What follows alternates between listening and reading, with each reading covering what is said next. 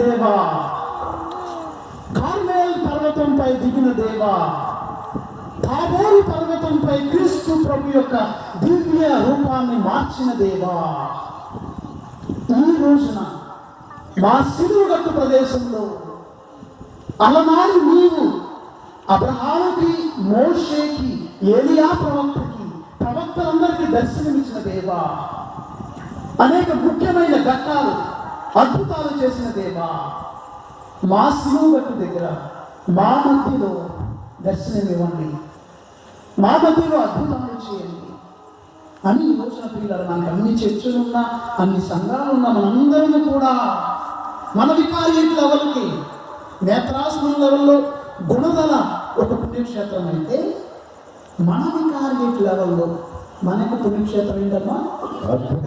చెప్పాలి, మర్చిపోకూడదు. మనం